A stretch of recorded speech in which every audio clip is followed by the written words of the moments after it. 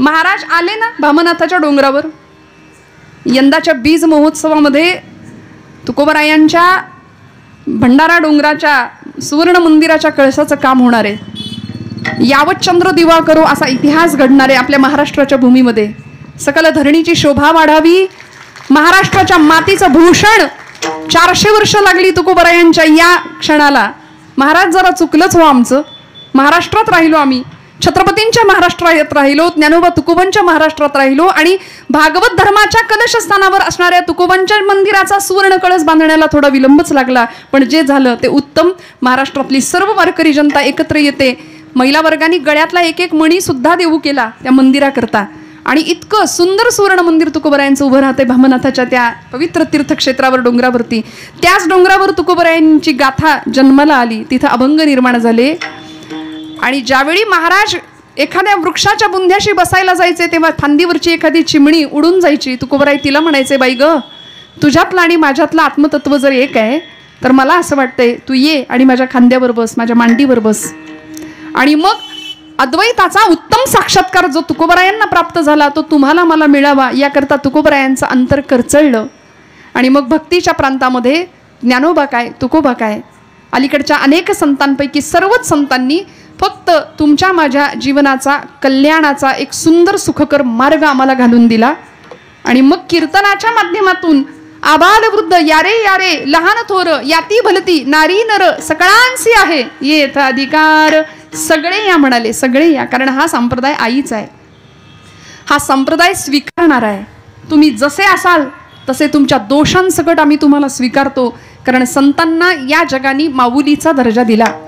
कैवल्य साम्राज्य चक्रवर्ती विश्व माऊली ज्ञानोबराय, वैराग्याचे कळस असलेले तुकोबराय, नामाचा प्रसार प्रचार करणारे संतश्रेष्ठ नामदेव महाराज, शांती ब्रह्म स्वरूप असलेले संतश्रेष्ठ एकनाथ महाराज आणि वैराग्याचा मूर्तिमंत पुतळा, वैराग्याचे मूर्तिमंत कळस असलेले संतश्रेष्ठ जगद्गुरु तुकोबराय.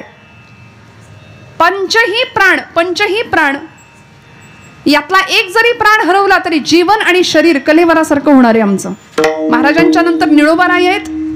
निळोबारायांना तुकोबरायांना समकालीन असलेलं महाराष्ट्रातलं एक व्यक्तिमत्व, शक्तीची उपासना, सामर्थ्याची उपासना आणि उपासनेचं सामर्थ्य सांगणारे राष्ट्रगुरु समर्थ रामदास स्वामी आहेत. ज्या चिंतामणींच्या भगवंतांच्या समोर आपण उपस्थित आहोत, इच्छित कामना पूर्ण करणारा, चिंतेचं हरण करणारा तो चिंतामणी. जीवनामध्ये आपण फक्त चिंताच करतो, आपण चिंतन नाही करत. आणि मग होतं काय? चिंता चिता समायुक्ता नको. बिंदू मात्रम विशेषतः निर्जीवम दहते चिता सजीवम दहते चिंता. एका अनुस्वाराचा फरक आहे फक्त. काय? चिंता चिता समायुक्ता समान शब्द आहेत, एका अनुस्वाराचा फरक आहे. निर्जीव माणसाला जाळण्याचं काम चिता करते आणि सजीवाला जाळण्याचं काम चिंता करते. मग जळायचं की भगवंताच्या कार्याला लागायचं हे ज्याचं त्यानं ठरवायचंय. काही लोकांना देव कळतो पण मिळत नाही मंडळी. काहींना देव मिळतो पण कळत नाही.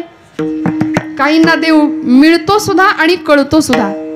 काहींना देव कळतही नाही आणि मिळतही नाही. विठ्ठल इतकं गोड पांडुरंगाचं कीर्तन माझ्या तुकोबरायांनी करावं, नामदेव महाराजांनी करावं की भगवंत कीर्तनामध्ये नाचावा. गोड कीर्तन करावं. तासन तास 5-5 तास तुकोबराय कीर्तन करत होते. बरं काय होतं? फुटकीच विणा त्याला 3 तारा घाली येर झारा पंढरीशी. अवला आईसाहेबांनी, जिजाई आईसाहेबांनी केलं ना वर्णन. तुकोबाची कांता सांगे लोकापाशी. हा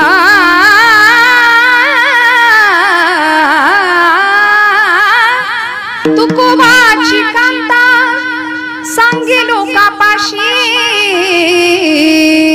जातो माझा वेडा पंढरी. जातो माझा वेडा पंढरी.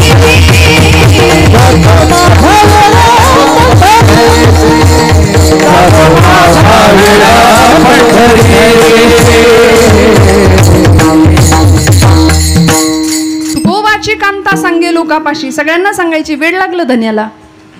आणि मग महाराजांना विचारावं, धनी तुम्ही रोज त्या काळतोंड्याचं पाय पकडण्यासाठी जातायसा? अहो माझ्या संसाराची धुळधाण झाली बघा की त्याच्याकडं. महाराज म्हणायचे, आवली चिंता करू नको, सगळ्या चिंतांचं हरण करणारा चिंतामणी आहे ना तुझ्यासोबत, विटेवर उभा आहे ना. भगवान मंगलमूर्तींचं अधिष्ठान आज आपल्या समोर आहे, चिंतांचं हरण करणारा चिंतामणी आहे. म्हणून माणसांनी चिंता नाही करायची, चिंतन करायचं. चिंतने चिंतने काय परिणाम होतो? तद्रूपता. भगवंताशी तादात्म्य पावलं जातं. देव आणि आपण याच्यामध्ये भेद राहत नाही. आणि हीच अभेद वृत्ती एका साधकाला निर्माण व्हावी यासाठी तुकोबरायांचं अंतःकरण करचळतं, संतांचं अंतःकरण करचळतं. तुमच्या माझ्या जीवनाचा उत्तम मार्ग संतांनी आम्हाला सांगावं, कारण जीवनाची असलेली अपूर्णता, संसारामध्ये प्रपंचिकाचं असलेलं सगळं भरकटलेपण, नैराश्य, दुःख, ताप, काही कमी ताप आहे का आम्हाला? संसारातला ताप सहन होईना म्हणून इकडं आलो का नाही आपण? खरं सांगा, हो म्हणा. आहे का संसार सुखाचा? आहे का? आहे का कुणी कुणाचं? आता इथे माना हलवताय, पण तिथं प्रपंचासाठीच रडतो आम्ही. प्रपंचच आम्हाला रडवतो हे माहिती असून सुद्धा प्रपंचासाठी रडतो आम्ही. पोटचं लेकरू नाही जेवलं तर आईच्या डोळ्यात पाणी येतं की नाही? खरं सांगा महिला वर्ग. दिवसभर नाही आजारी पडले, नाही जेवत, आमच्या डोळ्यात पाणी येतं.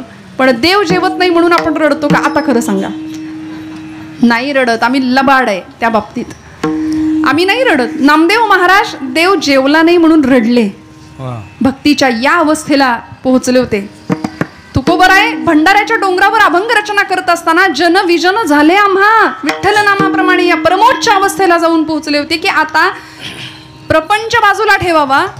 बरे झाले देवा निघाले दिवाळे, बरी या दुष्काळे पीडा केली, जो संसार तापे तापला तोची परमार्थी भला. बरं झालं देवा, बरी या दुष्काळे पीडा केली, बरे झाले देवा बाईल कर्कशा. आवलीच्या बाबतीत महाराज म्हणायचे, बरं झालं बायको अशी मिळाली. बरं, आवलाईंचा स्वभाव असा होता की त्यांनी जाहीर केलं, माझा वेडा पंढरीला जातो. म्हणजे खरं तर या वर्गाचा सगळ्यांचा हाच अनुभव आहे की नाही? व्यवहारात आपण किती मोठे असा, तुम्हाला काही कळत नाही, गप्प बसा म्हणायला लागतं की नाही? ऐकायला लागतं की नाही? खरं सांगा. फक्त तुकोबरायांनी ते जाहीर केलं, आम्ही जाहीर करत नाही, एवढंच काही. ते महाराज जाहीर करतात गाथेत. आणि आता आमच्याबद्दल काही बोलायचंच नाही, आम्ही सगळ्या लाडक्या बहिणी आहे. आमचा आवाज सगळीकडे, घरातही आमचा आहे, बाहेरही आमचाच आहे. होय की नाही महिला वर्ग? आजचा दिवस आपला आहे. खणखणीत टाळ्या वाजवा एकदा जोरदार आपला, आणि एकदा जय जयकार करा, जगदंबा माता की विठ्ठल विठ्ठल. भारतीय संस्कृतीमध्ये कुटुंब व्यवस्था हा घटक आमच्या परंपरेने खूप सुंदर दिलाय. आणि त्या कुटुंब व्यवस्थेचा कणा असलेले आई आणि बाप, माता आणि पिता, हे व्यवहारातले जरी आई बाप असले तरी संतांनी माता पिता, तिकडं तो पंढरीनाथ पंढरीश परमात्मा उभा आहे ना विटेवर, त्याच्या ठिकाणी हे मातृत्व आणि पितृत्व पाहिलं. बाप आणि आई माझी विठ्ठल राखुमाई, माझे माहेर पंढरी आहे भिवरे छातिरी. ते माहेर समजलं आणि म्हणाले आता त्या माहेराचा वियोग आम्हाला सहन होता कामा नाहीये. म्हणून प्रपंचातलं माहेर ते वेगळं, पण निज माहेर आलो निजाच्या माहेरा ते माहेर वेगळं. संतांनी ज्या माहेराची कल्पना केली ते माहेर वेगळं. आणि तिथं जावं, त्या भगवंताशी तादात्म्य प्राप्त करावं, ती भूमिका मान्य केली आणि त्या भूमिकेतनं प्रवास केल्यानंतर संत त्या अवस्थेला जाऊन पोहोचले. तो ब्रह्मरस तुम्हाला आम्हाला मिळावा म्हणून अंतःकरण करचळावं. आणि मग जीवनामध्ये भक्तीच्या प्रांतामध्ये नेमकी कशाची गरज आहे? आम्ही सगळं करतो, जपजाप्य करतो, तीर्थयात्रा करतो, दानधर्म करतो, सेवा करतो, उपासना करतो, व्रतवैकल्य करतो, सगळं करतो आम्ही. पण या सगळ्यात कुठेच देव नसतो. सगळं करतो पण या सगळ्यात देव सोडून सगळं असतं. नवरात्र उत्सवाला 9 दिवस तुम्ही म्हणाल ताई महिला असून असं बोलता का? काय हरकत आहे? आमच्या महिला वर्गावर बऱ्याचदा एक ठपका असतो, 4 बायका एकत्र जमल्या की सगळ्या वाल्लेकर नगरचं वर्तमानपत्र तिथं येतं. हिचं काय झालं, त्याचं काय झालं, ती तशीच तुला म्हणून सांगते असं म्हणून आम्ही सगळ्यांना सांगतो. पण मला असं वाटतं चर्चा करत असताना सुद्धा बोलू ऐसे बोले जेणे बोले विठ्ठल डोले. तुमचं माझं बोलणं असं असावं की दुसऱ्याच्या हृदयातला विठ्ठल परमात्मा डोलला पाहिजे. जमेल का असं बोल? वेचिते वचन वेचिते वचन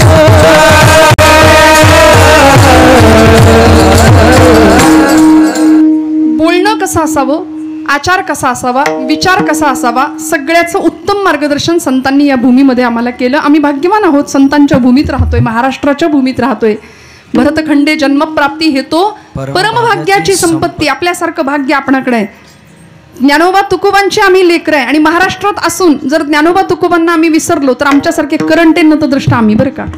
इथे राहतो ना, मग छत्रपतींचा आदर, ज्ञानोबांच्या तुकोबांच्या विषयी आदर आम्हाला असलाच पाहिजे. मराठी मराठी मराठी म्हणून आम्ही गौरव करतो, पण मराठी शब्दाची खरी व्यापक संकल्पना मांडली ती छत्रपती शिवप्रभूंनीच स्वराज्याच्या संकल्पनेला. 96 कुळी 92 कुळी मराठा हे सगळं बाजूला ठेवा. हे करण्याच्या नादात हिंदू धर्म विभागला गेला, अनेक तुकड्यांमध्ये विभागला गेला. त्यामुळे ही विभागणी जर व्हायची नसेल आणि हिंदू धर्म एकसंध व्हायचा असेल ना, तर जातीपातीत विभागलेला आमचा हिंदू धर्म एकत्र येणं फार गरजेचं आहे. एका छत्राखाली, धर्माच्या छत्राखाली आपण असणं फार गरजेचं आहे. छत्रपती शिवराय मराठा म्हणतात, मराठा ती तुका मेळवावा, महाराष्ट्र धर्म वाढवावा. हे समर्थांचं वचन आहे. सगळा मराठा एकत्र करावा. मराठा म्हणजे फक्त 96 कुळी नाही. जो भगव्यासाठी मरतो तो मराठा आहे, जो भगव्यासाठी लढतो तो मराठा आहे. आपापसातलं भेद तत्व विसरून राजाशी एकनिष्ठ राहतो आणि जो भगव्यासाठी धारातीर्थी पडायला प्राणांची बाजी लावतो तो मराठा आहे. म्हणून आचार्य अत्रेंनी सुद्धा मराठी शब्दाची व्याख्या सांगितली. कुणाला म्हणायचं मराठी? अत्रे म्हणाले, ज्याला ज्ञानोबांची एक तरी ओवी पाठ आहे त्याला म्हणायचं मराठी, ज्याला तुकोबरायांचा एक तरी अभंग किमान पाठ आहे त्याला म्हणायचं मराठी, आणि ज्यांनी माझ्या छत्रपती शिवप्रभूंचा एक तरी गड पायाखालनं घालून आणलाय त्याला म्हणायचं मराठी. विठ्ठल विठ्ठल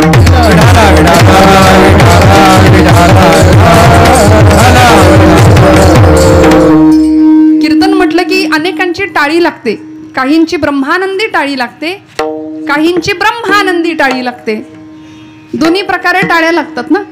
बरं, माणसं सुद्धा आपली इथली प्रकाश योजना, व्यवस्था, ध्वनी संयोजन उत्तम, सगळं छान आहे. मला सगळ्यांचे चेहरे स्पष्ट दिसत आहेत.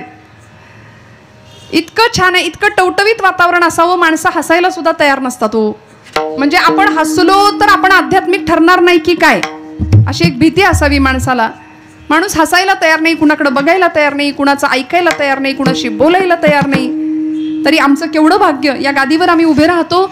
साधू संतांची पुण्याई एक कृपा आहे आमच्या पाठीशी, आणि आपण सगळे निदान 1.5-2 तास आमचं ऐकताय, केवढं भाग्य आहे. ही आमची नाही, ही ज्ञानोबा तुकोबांची कृपा आहे. काय द्यावे त्यासी भावे उतराई, ठेवी ताहा पायी जीव थोडा. त्यामुळे मस्त टवटवीत चेहऱ्याने रिलॅक्स बसा. 10च्या पुढे मी कीर्तन करणार नाही. हा, 10 वाजले तर मला काही बोलू नका, मला परमिशन आहे. हा, पण मी अजिबात तुम्हाला कंटाळा येईल इथपर्यंत वाढवणार नाही. आपल्या सगळ्यांच्या म्हणजे 10ला संपवलं म्हणजे आधी सांगितलेलं बरं असतं, तुमची मानसिकता तयार होते. थोडंसं पुढे मागे होतं, मागे नाही पुढंच जातं. हे आधी सांगितलेलं बरं असतं म्हणजे आपण त्या तयारीने बसतो, त्या मानसिकतेने बसतो. मस्त खणखणीत जेव्हा टाळी वाजवायची तेव्हा टाळी वाजवायची, खणखणीत नाम घ्यायचं तेव्हा नाम घ्यायचं. व्यवहारातलं सगळी चिंता, टेन्शन, फ्रस्ट्रेशन, व्याप सगळं सोडा. काही क्षण फक्त देवाला द्या. आहेच की हो व्याप, इथून या मंडपातनं बाहेर गेल्यानंतर आहेच की नाही संसार, सगळं आहेच की नाही. आता 1.5-2 तास जे काही आपल्या हातात आहेत ना, ते फक्त परमेश्वराचे आणि आपले, बस. त्यामुळे भगवंताचं सानिध्य जर प्राप्त व्हायचं असेल तर या अभंगामध्ये तुकोबरायांनी 3 शब्द वापरलेत बघा. पहिला शब्द आहे जीव, दुसरा शब्द आहे देव, आणि तिसरा शब्द आहे भाव. विठ्ठल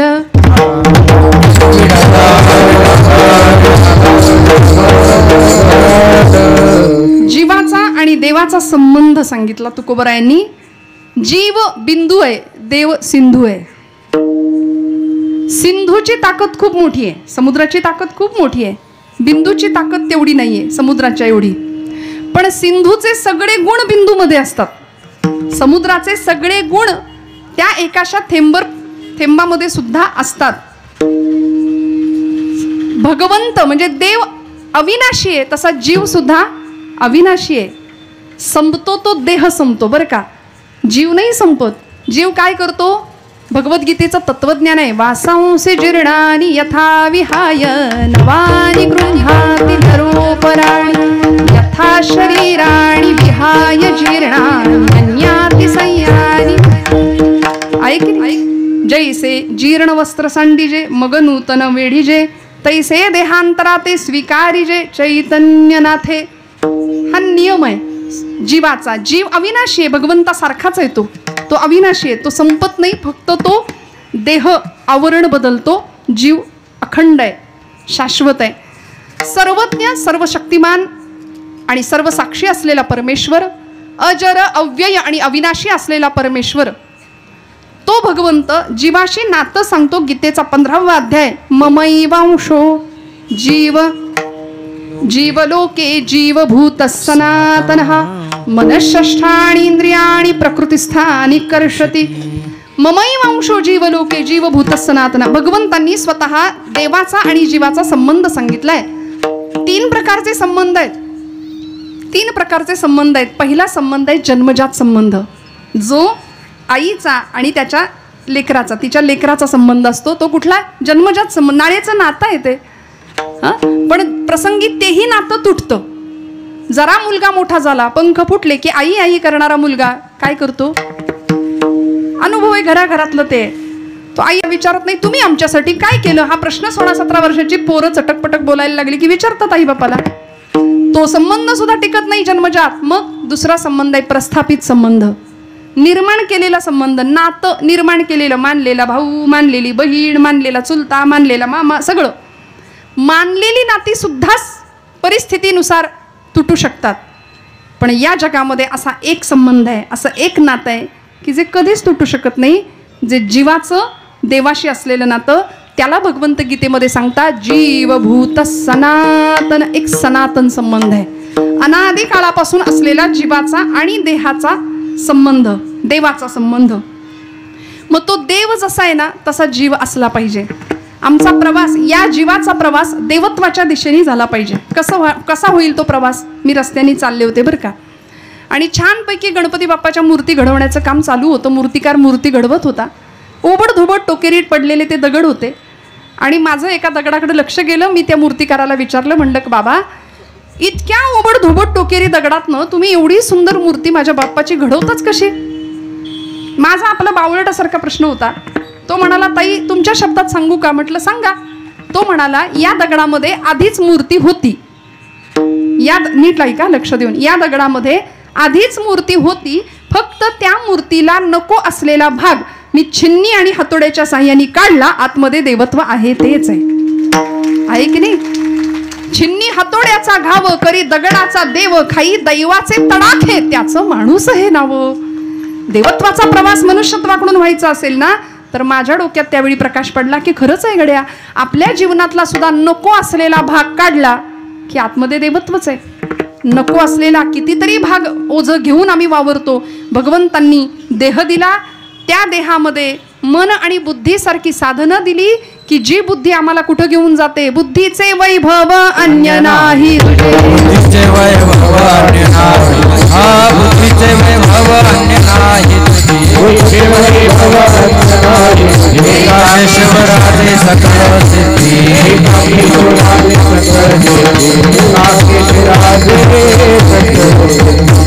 ती बुद्धी आम्हाला त्या केशीराजापर्यंत घेऊन जाते बघा. पण ही बुद्धी आम्ही नको त्या ठिकाणी खर्च करतो. मागे कुणाकडून तरी ऐकलं, हा जो मेंदू आहे याच्यामध्ये आपली बुद्धी आहे, काम देते. काहींची काम देतच नाही. काहींना असं वाटतं इथं येऊन बसावं. काहींची बुद्धी त्याला सहाय्यभूत होत नाही, ती येतच नाहीत पावलं इकडे. ती यावेळी नको तिकडे जातील अजून, नाही का? पण हे खरंच डस्टबिन आहे का हो आमचं? हे नाही ना. किती घाण भरली आम्ही याच्यामध्ये, विकल्पांची, विकारांची. याची अडवीन त्याची जिरवीन, तुला बघून घेईन. 25 वर्षापूर्वी अमक्या अमक्या लग्नात अमक्या अमकीनं मला 250 रुपयाची हलकी साडी दिली. काय बघते माझ्या पोराच्या 25 वर्षाचं दुखणं जपून ठेवतो आम्ही. इथं काय करायचं या सगळ्याचं? त्यामुळे ही सगळी घाण बाजूला व्हावी, हृदय स्वच्छ व्हावं. आणि या मंडपात आल्यानंतर देह इतका शुद्ध स्वच्छ व्हावा. पाय चौरंग झाले पाहिजेत, हात बिल्वपत्र झालं पाहिजे,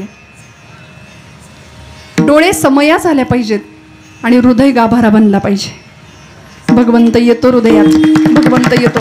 आज माझ्या महिला वर्गासाठी अजून एकदा अशाच टाळ्या चालू ठेवा, कारण आज 1.25 लाख तुळशीदराचं अर्पण महिला वर्गाने केले, बरोबर ना.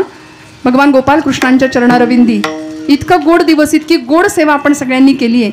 इथं आल्यानंतर हेच घडतं, हेच घडतं. होका दुराचारी विषयी आसक्त संत कृपे त्वरित उद्धरतो. तुमचा माझा उद्धार होण्याचा मार्ग एकमेव संत आम्हाला सांगतात, पण तो मार्ग नेमका कसा, कुठल्या मार्गाने झाला पाहिजे, कशावरती विश्वास ठेवला पाहिजे आणि नेमका वियोग भगवंताचा कसा असला पाहिजे, हे आम्हाला प्रतिपादित करत असताना, हा सिद्धांत पटवून देताना तुकोबराय अभंगाच्या प्रथम चरणात दृष्टांत देतात. गोड जीव जीती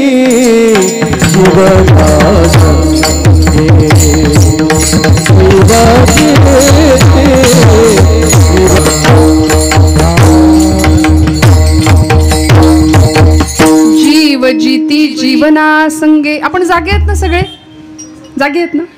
म्हणजे तो आपला काही अपराध नसतो, ते कीर्तनाची भूमी आणि तो गुण आहे इथल्या जागेचा. जसा देव कीर्तनात असतो तशी ती बया सुद्धा असते.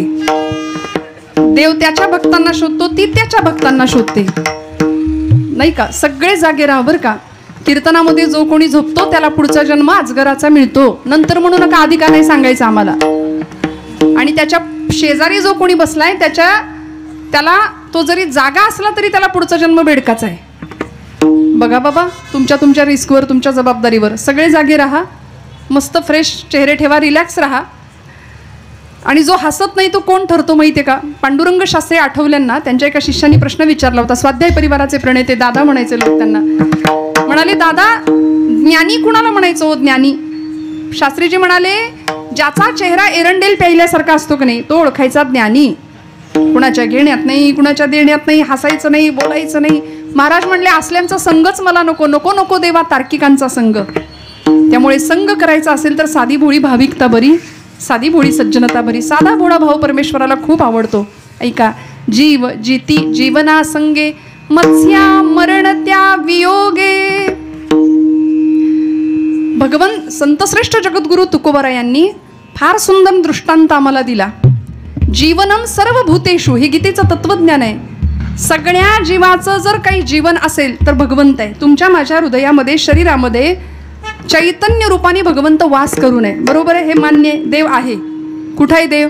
देव आपणात आहे, शिर झुकवोनी पाहे. तुझ्या माझ्या जडा देही देव वारोनी यारा आहे. देव देवाऱ्यात नाही, देव नाही देवाला. देव चोरून नेला अशी कोणाची पुण्याई. देव देवाऱ्यात देव नाही देवाला. देव देवाऱ्यात नाही, देव मूर्तीत नामावे. अहो, तो मूर्तीत नाही असं नाही म्हटलं, तो मावत नाही. कुठे कुठे आहे तो? त्याचं व्यापकत्व केवढं मोठं आहे. जीवनम सर्व भूतेषु, देव आहे म्हणून तर सगळा व्यवहार चाललाय. बाबा महाराज सातारकर फार सुंदर सांगायचे, तुम्ही देवाला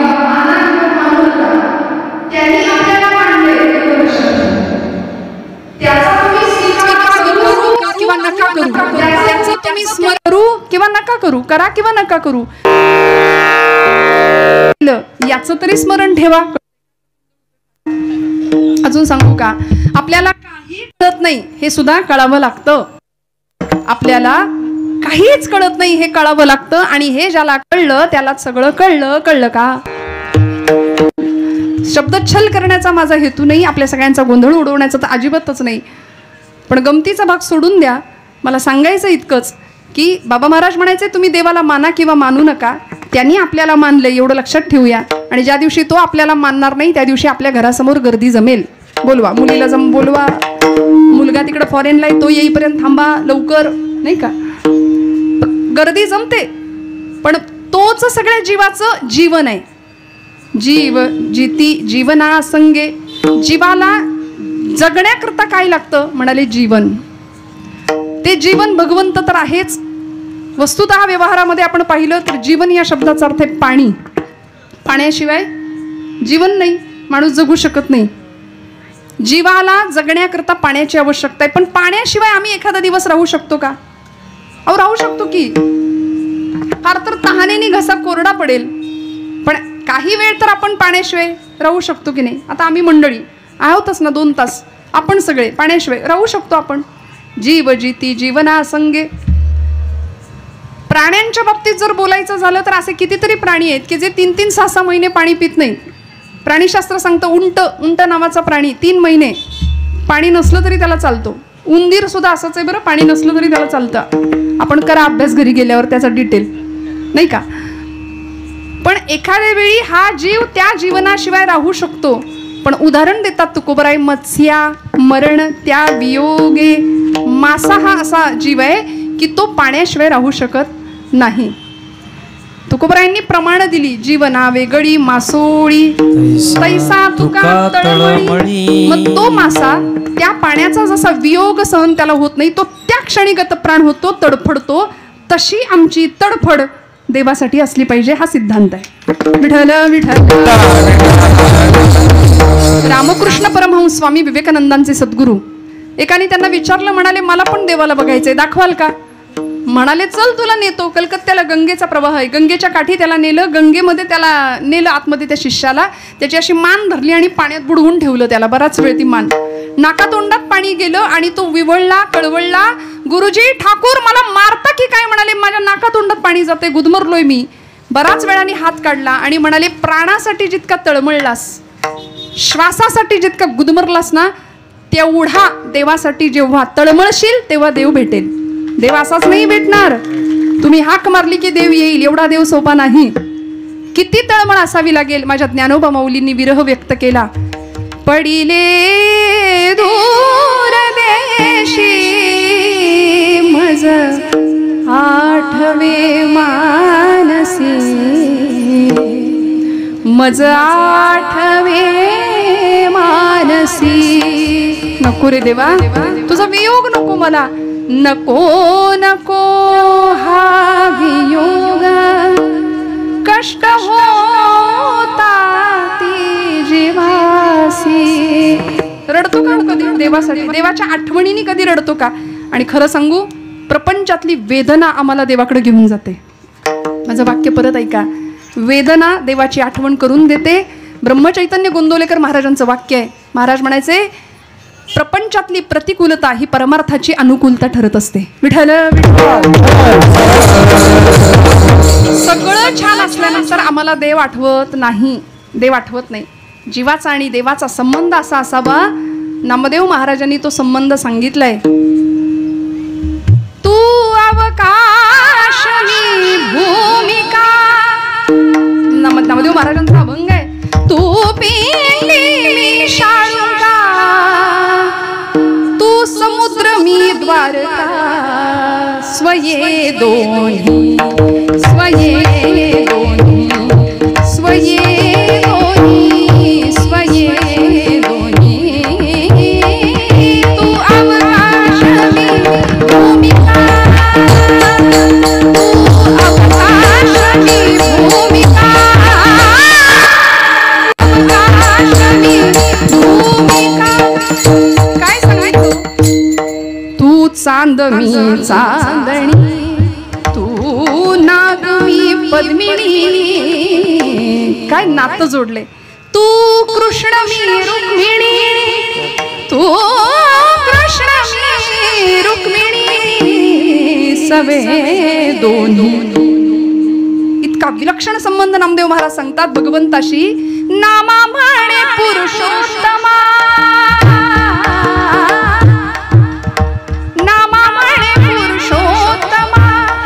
स्वये भुललो तुझिया प्रेमा, मी कुडी तू आत्मा, मी कुडी तू आत्मा. स्वये दोन्ही. इतका अद्वैताचा अनुभव संतांनी घेतला तो तुम्हाला मला आला पाहिजे. एखादा मासा जसा पाण्याच्या वियोगाने तळमळतो तसा भक्त देवाच्या वियोगाने तळमळला पाहिजे. कशी तळमळ? नारद भक्तिसूत्र, देवर्षी नारद सूत्र लिहितात. तदर्पिता अखिलाचारता तद्विस्मरणे परमं व्याकुलता इति. थोडा जरी विरह भगवंताचा झाला ना तरी गोपींसारखं तळमळ. काय होती गोपींची तळमळ? ज्यावेळी उद्धवानी भगवंतांना रडताना पाहिलं, देवा रडतोस काय त्यांच्या आठवणीने? अरे सगळं आहे इथं द्वारकेमध्ये तरी तू रडतोस. भगवंत म्हणतात आता हीच वेळ आहे, याला भक्ती कशी श्रेष्ठ आहे आणि भाव कसा श्रेष्ठ आहे हे समजून देण्याची. पाठवलं ना तिकडे गवळणींकडे. आणि काय घडलं? गवळणींच्याकडे उद्धव आल्यानंतर उद्धवच 6 महिने तिथं राहिले. आले होते ज्ञान द्यायला, पण भक्तीचा प्रसाद घेऊन गेले ना. गोपींची भक्ती पाहिली, विरह पाहिला, भाव पाहिला आणि मग कळलं जीव जिती जीवना संगे मत्स्या वियोग मत्स्या मरण त्या वियोगे. तसं आमचं होता कामा नये. भगवंताचा सतत सहवास, सतत आठवण असली पाहिजे. आम्हाला असते का? खरं सांगायचं नाही. संकट आलं की आम्हाला देव आठवतो, आम्हाला एरवी देव आठवत नाही. ठीक आहे ना, म्हणाले पडता जड भारी दासी आठवावा हरी. संकटात तरी त्याचं स्मरण अर्थतेने व्हावं ही अनेकांची अपेक्षा आहे. आम्ही धूर्त आहोत त्या बाबतीमध्ये की आम्ही संकट आलं की देव आठवतो, आम्हाला एरवी देव आठवत नाही. पण असा भगवंत तुमच्या माझ्या जवळ यावा अशी सांगड बांधावी भक्तीची की बस आमची ही भवसागराची नाव आहे ना ती अशी तरून जाईल सहज सुलभ पद्धतीने. संतांनी ते मार्ग वेळोवेळी आम्हाला सांगितलेत. जनाबाईंनी काय करावं? प्रपंच सुंदर, प्रपंचातली सगळी कामं, हातात काम मुखात नाम अखंडपणे चालू आहे. दळिता कांडिता तुझं गायीन अनंता. सकाळी उठल्याबरोबर नामदेव महाराजांच्या घरातल्या 14 माणसांचे दळण जनाबाईंनी दळावं जात्यावर. सुंदर आवाजामध्ये ओवी गावी. आता पुण्यामध्ये ओवी सगळ्यांना बऱ्यापैकी माहिती पण जातं नसतं. म्हणून परवा कॉलेजच्या एका माझ्या मैत्रिणीने मला विचारलं, बाई ग जातो मी बघितलंच नाही. म्हणलं खरंच नाही बघितलं. ते जात्यावर कसं बसायचं असतं? म्हणलं जात्यावर नसतं बसायचं, जात्याच्या शेजारी बसायचं, खुंट्याला हात लावायचा, खणखणीत आवाजामध्ये मस्त ओवी गायची. म्हणले मला ओवी येत नाही आणि जरी आली तरी जात नाही. म्हणलं मिक्सरवर म्हण. मिक्सरवर म्हणता येते ना. ज्याला पूर्वजांचं शहाणपण शिकायचंच आहे तो कसाही शिकेल, कसाही शिकेल. त्यामुळे भाव अंतःकरणात असावा आणि ज्याचा जसा भाव आहे ना तसा त्याचा देव आहे. अभंगाचं दुसरं